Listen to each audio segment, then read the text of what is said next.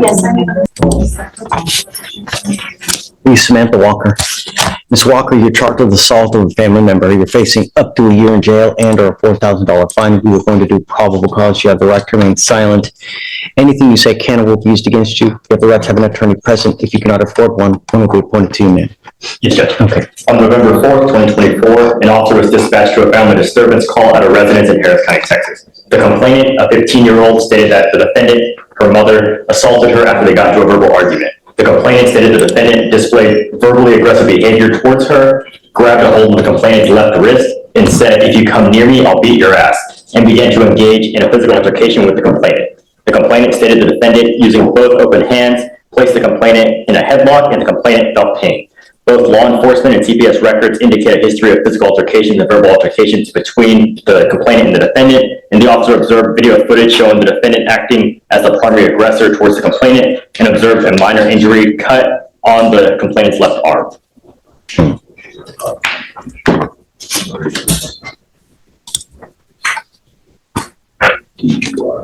So we have prior violence, any prior charges? There's no prior charge. No prior injury to a child, felony charges? No, Your Honor.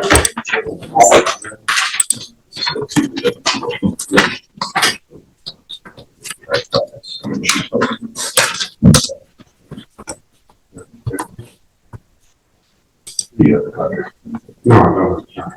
Okay, so you take all this stuff. Child means 14 years or under. So she probably. Okay, ma'am, I'm going to find that there's probable cause to go forward with the case. No, Your Honor. Don't. Now's not the time, ma'am. You have the right to remain silent. Exercise that right. I've got a bunch of DAs here. Anything you say, they're going to use it against you. Guys, what do we do about contact? You know? Yeah, well, so Michael, I need your help. Yes, Judge. You know, this is a 15-year-old child.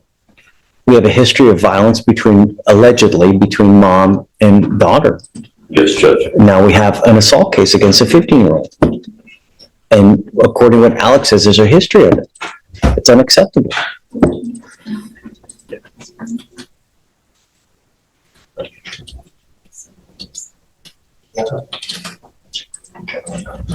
Judge. Do you have a lawyer, ma'am? I'll be retaining a lawyer, but there's no history of violence between us. You're calling for a Walker?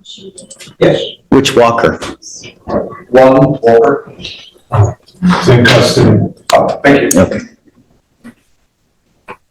So, well, my plan was, and I already spoke to my people about this, is we were going to check the offense report to see where the child was taken, were they taken to CPS custody, state custody, was there some other guardian? Once we're aware of where the child is, we are going to be asking for a no contact order to be granted based off of the allegations of the history. What about now? Is there something that we can do now as far as finding out where the child is? Well, You know? we're going to call CPS today and see if they're in state custody. The offense report also might indicate where it is. If not, we can call the officer and they should know. Yeah, I'd like to, because I think it's serious. I mean, if we have a history of violence, I don't want that to happen anymore. I know that you're telling me no, but I have other people that are telling me differently.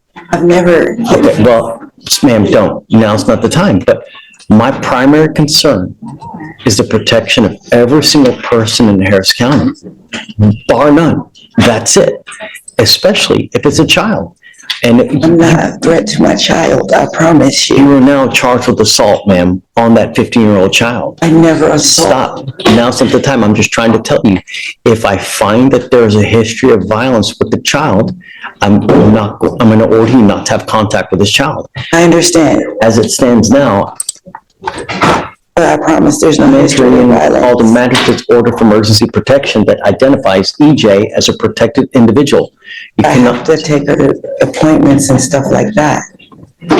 please listen. Okay, I know that you're trying to think of stuff to say. No, I'm I being want you to honest. listen, because this is very important stuff. And if you don't hear it correctly, you do something to violate this court order, they're going to file additional charges against you. I'm entering in an order for protection for that 15-year-old child. She's now a protected individual.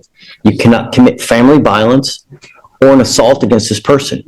commit an act in furtherance of an offense under section 42.072 of the Texas Penal Code, which is the stalking statute.